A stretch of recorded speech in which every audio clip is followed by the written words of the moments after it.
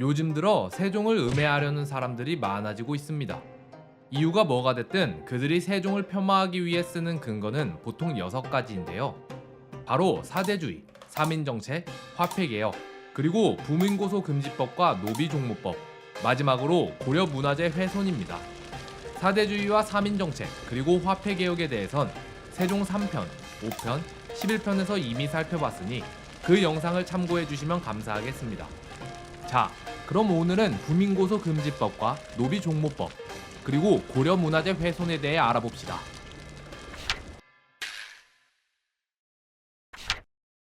세종 2년, 허조는 세종에게 안건을 하나 올립니다. 향리와 백성이 수령을 고발할 경우 국가의 안위를 해치는 일이 아니고서는 수령을 처벌하지 마시옵소서. 또한 이는 아랫사람이 윗사람을 고발하는 하극상이므로 고발한 자를 처벌하는 것이 마땅하옵니다. 이들은 곤장 100대, 유배 3천리에 처하도록 하여 주시옵소서. 아니되옵니다, 전하. 그리한다면 수령들은 더욱 거리낌 없이 부정부패를 일삼을 것이고 백성들은 그 고통을 감내하기 어려울 것이옵니다. 아니옵니다, 전하. 수령의 행실을 지켜보는 자가 한둘이 아닌데 백성이나 향리가 고발하지 않더라도 어찌 드러나지 않겠사옵니까? 세종의 실책이라 평가받는 부민고소금지법인데요. 허조의 제안을 들은 세종은 선뜻 수락하지 못하고 고민합니다. 왜냐면 부민고소금지법에 장단점이 있었기 때문이에요. 먼저 단점으로는 백성이 수령을 고소하지 못하게 하므로 수령들이 부정부패를 일삼을 수 있게 된다는 겁니다. 아니, 백성 입장에서 억울한 일이 있으면 어디 풀 데가 없으니 당연히 고소를 하는 게 맞지 않나요? 그렇게 고소가 들어오면 재판을 통해 시시비비를 가려서 백성 말이 맞으면 고을 수령에게 벌을 주고 수령이 잘못한 게 없으면 백성을 무고죄로 다스리면 될 텐데 아예 재판도 하지 않고 고소하는 백성을 무조건 벌 주자니 이게 말이 되냔 말이죠. 이렇게 보면 어떻게 생각해도 악법이 아닐 수가 없습니다. 게다가 이걸 세종이 제정한 법이라고 하니 세종을 애민군주로 믿어왔던 우리에겐 실망이 클 수밖에 없는데요. 자, 그런데 부민고소금지법은 단순히 위아래를 엄격하게 구분해서 아무리 억울해도 감히 아랫사람이 윗사람에게 덤비지 못하게 하는 그런 법이 아니었습니다.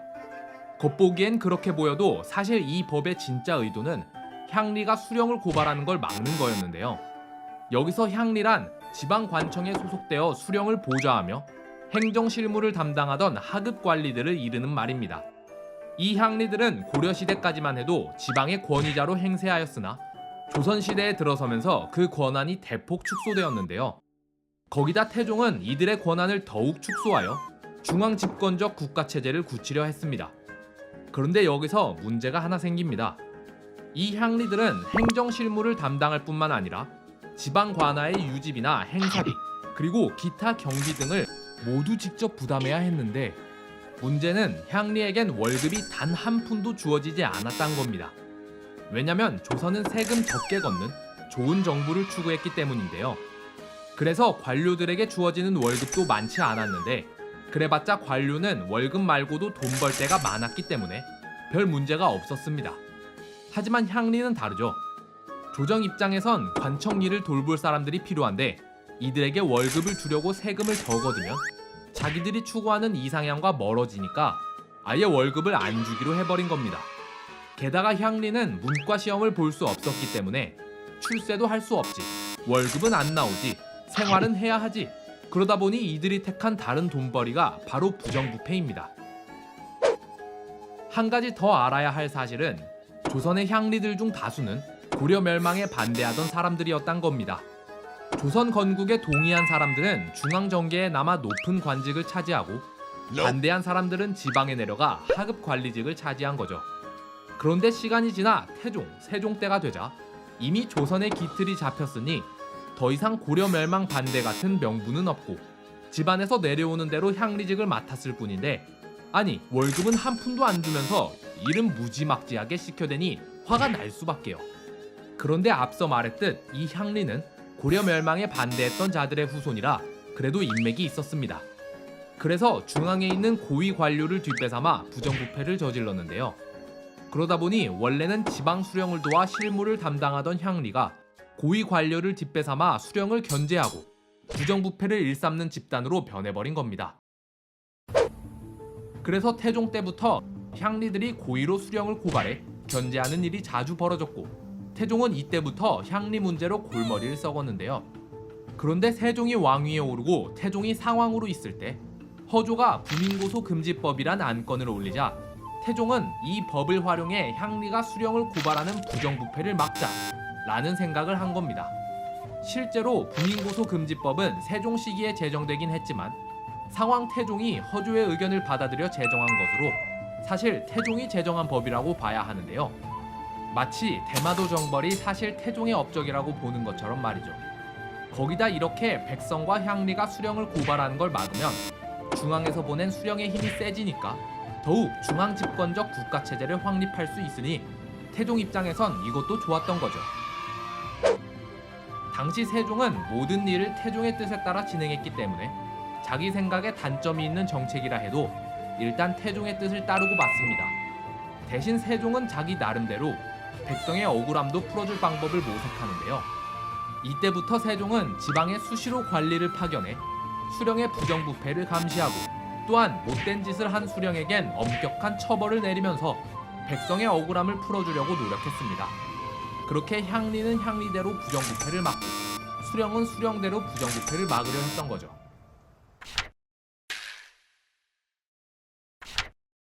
세종시대의 또 다른 악법이라 불리는 건 바로 노비종무법입니다. 노비종무법에 대해 알기 위해서는 일단 일천즉천과 노비종부법에 대해 먼저 알아야 하는데요. 원래 고려시대부터 조선 초기까지 양인과 천민 사이에 아이를 낳는 건 금지되어 있었습니다. 그리고 천민 부부 사이에서 나온 자식은 천민으로 어머니의 주인에게 귀속되었는데요. 하지만 그렇다고 양인과 천민 사이에서 아이를 낳는 걸 다 막을 수는 없었으니 이 경우엔 일천즉천 제도를 적용했습니다.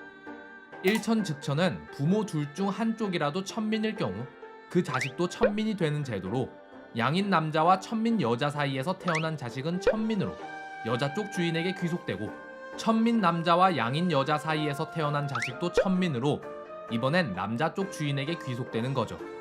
정리하자면 부모 양쪽 다 천민일 경우 자식은 천민, 어머니의 주인에게 귀속, 부모 중 한쪽만 천민일 경우 자식은 천민, 천민 쪽 주인에게 귀속. 정리되셨나요? 자, 그런데 이런 식으로 일천즉천을 시행하다 보니 노비 인구가 점점 증가하겠죠. 그런데 이걸 가만히 지켜보던 태종은 묘안이 하나 떠오릅니다. 태종은 세금 걷기에 혈안이 돼 있었는데 노비 수가 많아봤자 이들은 세금을 안 내니 나라 입장에선 손해거든요.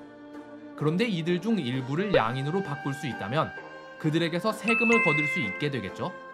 그래서 태종은 일천즉천을 폐지하고 노비종부법이란 제도를 도입하는데, 노비종부법은 부모 중 한쪽이 천민이고 한쪽은 양인일 경우 자식은 아빠 쪽 신분을 따른다는 제도입니다. 즉, 양인 남자와 천민 여자 사이에서 태어난 자식은 양인이고 천민 남자와 양인 여자 사이에서 태어난 자식은 천민인 거죠. 그런데 솔직히 말해서 양인 남자와 천민 여자 사이에서 태어난 자식이 많았을까요? 천민 남자와 양인 여자 사이에서 태어난 자식이 많았을까요? 전자가 압도적으로 많았겠죠. 그래서 태종은 노비종부법을 시행해 노비 숫자를 줄이고 양인 숫자를 늘리려 한 거였죠. 그런데 이 노비종부법을 싫어하는 자들이 있었으니 바로 관료들이었습니다. 지배계급이었던 관료들은 더 많은 노비를 거느리고 싶어 했기 때문에 그들 입장에선 노비종부법이 거슬렸던 거죠. 그래서 관료들은 세종에게 노비종부법이 아닌 노비종무법을 시행하자고 하는데요. 그런데 이 안건을 들은 세종은 이 제도를 다른 관점으로 생각해 봅니다. 세종에겐 노비종부를 할 거냐 노비종무를 할 거냐가 단순히 세금을 더 많이 걷냐 더 조금 걷냐의 차이도 아니고, 관리의 재산이 더 줄어드느냐 불어나느냐의 차이도 아니고, 윤리에 부합하냐 어긋나냐의 차이로 보였는데요. 자, 단순하게 생각해봐도 노비종부를 시행하면 문제가 하나 생깁니다. 예를 들어 천민 여자가 아이를 임신했다고 칩시다. 그럼 이 아이의 아빠가 누구인지는 천민 여자만 알 텐데 이 천민 여자는 자기 아이가 천민이길 바랄까요? 양인이길 바랄까요? 당연히 양인이길 바라겠죠. 그래서 천민 여자가 아이의 아버지를 양인으로 속이는 일이 자꾸 발생했는데 세종이 보기엔 이게 윤리에 어긋난 걸로 보인 겁니다. 그래서 세종은 이런 폐단을 막기 위해 노비종부법이 아닌 노비종모법을 택한 건데요. 그럼 왜 이 제도가 세종의 실책으로 평가되냐 하면, 세종을 욕하는 사람들은 이 제도로 인해 조선의 노비가 기하급수적으로 늘어났으며 조선 후기엔 전체 인구 중 노비의 수가 70%에 육박하게 되었다고 주장합니다. 그래서 이걸 반박해보자면, 먼저 조선 전체 인구 중 노비의 수가 70%에 이르렀다는 걸 신뢰할 만한 근거가 없으며, 설사 진짜로 노비가 그렇게 많아졌다 해도 그게 조선 후기면 세종으로부터 몇백 년이나 지난 후인데, 그 원인이 오직 노비종모법 하나라고 단정하는 게 말이나 될까요? 또한 앞에서 살펴봤듯이 노비종모법은 이전에 없던 법을 세종이 만들어낸 게 아니라, 원래 조선은 이전의 고려시대 때부터 부모 중 한 명이 노비면 자식도 노비인 일천즉천을 시행하고 있었는데, 이걸 태종이 노비종부법으로 바꿨다가 세종은 그냥 반대로 노비종모법으로 바꾼 거죠. 게다가 얼마 안 있어 세조 때는 다시 노비종부법이 됐다가 성종 때는 또다시 이 노비종부법이 폐지되는 등 원래 조선 역사에서 계속 이랬다 저랬다 하면서 바뀌었던 건데, 이런 변화의 맥락은 전부 숨기고 오직 세종이 노비종부법을 노비종모법으로 바꿨다는 사실 하나만 뽑아서 세종이 조선을 노비국가로 만들었다 라고 말하는 건 악의적인 의도가 있다고밖에 볼 수 없습니다. 그런데 최근 유튜브 등 여러 매체에선 어째서 마치 세종이 조선을 노비국가로 만든 장본인이고 대한민국 역사상 최악의 악덕군주인 것처럼 표현하는 걸까요? 여기서부턴 제 생각입니다만, 세종은 우리나라를 대표하는 군주입니다. 대한민국 국민 누구든 왕 하면 세종을 먼저 떠올리기 마련이죠. 우리에겐 왕의 상징 같은 존재란 말입니다. 그러면 대한민국 국민의 역사관을 망치려는 사람 입장에서 가장 건드리기 좋은 인물이 누굴까요? 바로 세종이죠. 세종을 악덕군주로 바꾸는 순간 우리는 우리 역사상 가장 위대했던 왕을 잃게 되니까 말입니다. 게다가 이들은 세종의 실책을 거론할 때 세종의 업적은 전부 없애버립니다. 뭐 한글 창제나 군사, 과학, 음악, 법, 역사, 서적과 같은 업적은 차치하더라도 세종이 백성을 위해 시행했던 정책들, 출산휴가 등 노비를 위해 시행한 정책들, 이것만 봐도 세종이 조선을 노비국가로 만들려 했다는 게 말이 안 된다는 걸 알 수 있을 텐데 말이죠. 그런데 이런 얘긴 쏙 빼놓고 부민고소 금지법, 세종은 백성을 핍박하고 수령이 멋대로 백성을 착취하게 함, 노비종모법, 세종은 조선을 노비국가로 만들려고 함, 이렇게 정리해버리는 건 다분히 악의적인 의도가 있다고 볼 수 있으니 이런 말들에 휘둘리지 않으시길 바랍니다.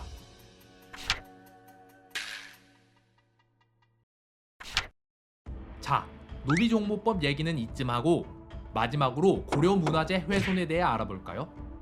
이들이 주장하는 것 중 하나가 고려문화재 훼손, 세종은 고려 역사를 말살해 백성들을 세뇌하려 함인데요. 세종은 고려 왕들 중 중요 인물들의 어진, 동상, 불교 문화재들을 찾아내 땅속에 묻거나 불태웠습니다. 그런데 조금만 생각해보면 세종은 고려를 멸망시키고 조선을 세운 태조 이성계의 후손입니다. 그러니 세종 입장에선 당연히 고려의 잔재를 없애고 싶지 않았을까요? 그리고 세종은 모든 고려 문화재를 말살하려 한 게 아니라 중요한 문화재만 없애려 했습니다. 당연히 후대인 우리가 역사를 공부하면서 보면 아쉬운 선택이긴 하지만 세종 입장에서 보면 그리 나쁜 선택은 아니었던 것 같은데요. 그런데 앞에서 살펴봤듯 세종은 고려사를 편찬하는 데 심혈을 기울이기도 했죠. 30년이 넘는 재위 기간 동안 끝없이 수정에 수정을 거듭하다 결국 완성도 못하고 아들인 문종 때가 되어서야만 완성했으니까요. 그런 세종이 고려 역사를 말살하려 했다라. 오늘 알아본 것들은 사실 세종을 공부할 때 중요하게 살펴봐야 할 건 아닌데 혹시라도 세종에 대해 오해하시는 분들이 있을까봐 추가했습니다. 세종은 신이 아니기에 분명 잘못한 일들이 있습니다. 또한 저는 세종의 공과 과 중에 공이 과보다 많으니 무조건 세종이 다 맞는 거다 라고 하는 것도 아닙니다. 세종이 실시한 정책들, 실록을 통해 알아볼 수 있는 세종의 의도와 생각들, 세종 시기의 시대적 한계와 이를 넘으려 했던 세종의 노력들, 이런 모든 것들을 종합해봤을 때 세종은 분명 백성을 사랑했으며 그는 성군이라고 불릴 만하다고 생각합니다.